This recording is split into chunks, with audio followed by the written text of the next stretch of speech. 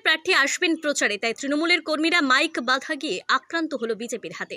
কুলতলি বিধানসভার দেউলবাড়ি গ্রাম পঞ্চায়েতের শ্যামনগরের মোড়ে জয়নগর লোকসভা কেন্দ্রে তৃণমূল কংগ্রেস প্রার্থী প্রতিমা মণ্ডলের সমর্থনে পথসভার জন্য মাইক বাঁধতে গেলে তৃণমূল নেতা শ্যামাপদ মাইতিকে বেধড়ক মারধর করে বলে অভিযোগ। ঘটনায় শ্যামাপদের বুকের হাড় ভেঙে যায় বলে অভিযোগ। অভিযুক্ত বিজেপি। ঘটনায় কুলতলি থানায় অভিযোগ দায়ের। ঘটনায় দুজনকে আটক করে পুলিশ। কি নাম আপনার? শ্যামাপদ মাইতি। কি হয়েছিল? আমরা আজকের একটা স্ট্রিট কর্নার ছিল আমাদের কোন টিএমসি জায়গায়? শ্যামনগরের উড়ারমূলা। হ্যাঁ, আমরা মাইক বাঁধছিলাম ইলেকট্রিক পোস্টারে। জগদীশ সর্দার এবং ধীরেন সর্দার বলে দুজন এসে, আর সুভাষ মণ্ডল, তারা কোন দল করে? তারা সব বিজেপি করে। হ্যাঁ, ওরা মদ ফদ খেয়ে এসে বলে এখানে কোনো হবে না, করতে দেবো না বলে জোর করে সব মাইক টাইক খুলে ফেলে দিচ্ছিল তার মার। এবার আমরা প্রতিবাদ করতে গেলে আমাদের ধরে পেটাপেটি করে আমার হাত টেনে ছাড়িয়ে দেয় এবং সবাইকে ধরে ঠেকায় এবং অকথ্য ভাষায় গালাজ করে। আমার স্ত্রী একজন পঞ্চায়েত সদস্য, সেই জন্য আমাদের ওরা আগে করেছে, আমরা এখন স্ট্রিট কর্নারটা করতে গিয়েছি, আমাদেরকে ধরে ওখানে বলছে এখানে কোনো কাজ, সব আমার জমি, এখানে কারোর কিছু নেই, এখান থেকে চলে যা বলে আমাকে দুবার তিনবার ধরে ঠেঙিয়েছে। তারা মারলো কেন? মারলো কেন? ওই বলছিল এখান থেকে সব মাইক খুলে নে, তোরা এখানে কোনো মিটিং করতে পারবি না, এখান থেকে চলে যায়, নাহলে সব মেরে দেবো, এখানে পুঁতে রেখে দেবো। এটা কারা করলো? এটা বিজেপিরা করলো। বিজেপির পাল্টা অভিযোগ, তৃণমূলের কয়েকজন তাদের উপর হামলা চালায়। অভিযোগ, বিজেপির সক্রিয় কর্মী জগদীশ সর্দার, তিনি কয়েকদিন ধরেই অসুস্থ। তৃণমূল কংগ্রেসের পক্ষ থেকে ওই এলাকায় পথসভার জন্য মাইক বাঁধার কাজ করছিল তৃণমূলের কর্মীরা। বাড়ির সামনে বিদ্যুতের খুঁটিতে মাইক বাঁধতে গেলে তিনি বারণ করে। তখনই তৃণমূলের কয়েকজন কর্মী হামলা চালায়। তার স্ত্রী স্বামীকে বাঁচাতে গেলেও তাকেও মারধর করার অভিযোগ। পরে পুলিশ গিয়ে তাকে আটক করে নিয়ে আসে।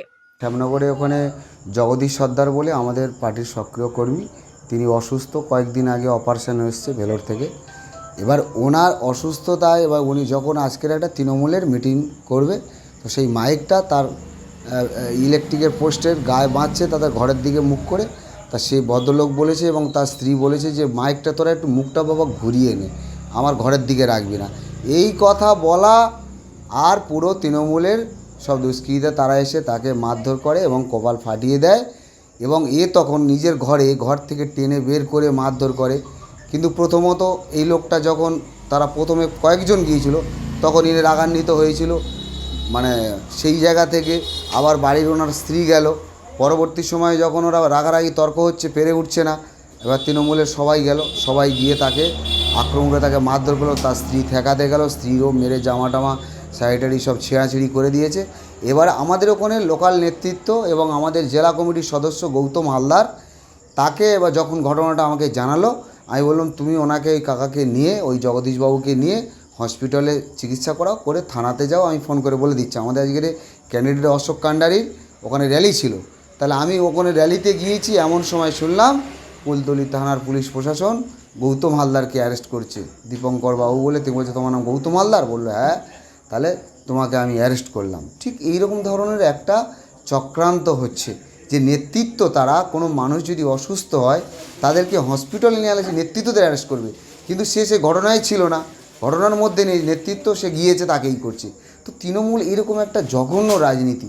আরে দম থাকে, লড়াই থাকে, সামনাসামনি ন্যায় তো সত্য কথা নিয়ে লড়াই করো। কিন্তু এটা সাধারণ মানুষ কি দেখছে, যে সে গণ্ডগোলে সেখানে ছিলই না, সে তাকে নিয়ে হসপিটালে আসছে। যদি সে অপরাধী থাকে, তাহলে তারা বোধপাতি ভিউপাতি যারা আছে উভয় পাখি, তাদের মধ্যে কাউকে অ্যারেস্ট করো, তাহলে মেনে নেওয়া যায়।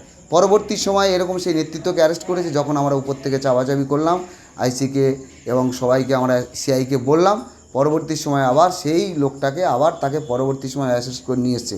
আমরা রিকোয়েস্ট করলাম যে অন্তত গৌতম হালদার তো এর মধ্যে ছিল না, ওকে ছাড়া হোক। বললো না, ওকে 1 নম্বর আসামি করা হয়েছে, ওকে চালান করব কোর্টে, কোর্ট থেকে ছাড়াতে হবে। এই ঘটনাকে কেন্দ্র করে এলাকায় উত্তেজনা ছড়ায়। তৃণমূল কংগ্রেস ও বিজেপি একে অপরের দিকে হামলার অভিযোগ করে কুলতলি থানায়। ঘটনায় তদন্ত শুরু করেছে পুলিশ। সম্পূর্ণ এটা একটা মিথ্যে অভিযোগ, কারণ বিজেপি পার্টি মিথ্যে অভিযোগ আর মিথ্যে প্রতিশ্রুতি দিয়ে ওরা রাজনীতি করে। বিগত দিনে কুলতলিতে যেমন সিপিআইএম এসইউসিআই পার্টি খুন সন্ত্রাসের মধ্য দিয়ে রাজনীতি করে এসছে, ওরাও মানুষের মধ্যে জাতি দাঙ্গা, ধর্মের বিভাজনের ভিত্তিতে রাজনীতি করতে চাইছে এবং পুরানো দিনের সেই পুনরাবৃত্তি করতে চাইছে, খুন সন্ত্রাসের রাজনীতি। তৃণমূল কংগ্রেস বিজেপি কর্মীর গায়ে হাত দেয়নি, এটা ওরা মিথ্যে অভিযোগ করছে। বরঞ্চ ওরা লোকজনকে একত্রিত করে পুরো পূর্ব পরিকল্পনা মাফিক আমাদের তৃণমূল কংগ্রেসের কর্মী যারা নির্বাচন কমিশনারের দ্বারা বৈধ একটা পথসভার পারমিশন ছিল, সেই পারমিশন নিয়ে যখন মাইক প্রচারের মাইক টাইক বাঁধতে যায়, ওরা পূর্ব পরিকল্পিত ঘটনা অনুযায়ী আমাদের কর্মীদের উপর চড়াও হয় এবং একজনকে মারে। এবং একটা যখন মারধর করে, অতিরিক্তভাবে লোকজন জমায়েত করে ওরা যখন মারধর করে, একটা বুকের কলার বোনের একটা হাড় আমাদের কর্মীর ছেড়ে যায় এবং চিকিৎসাধীন আছে। এই মুহূর্তে তিনি মৃত্যুর সঙ্গে পাঞ্জা লড়ছে। ব্যুরো রিপোর্ট, পিবি বার্তা।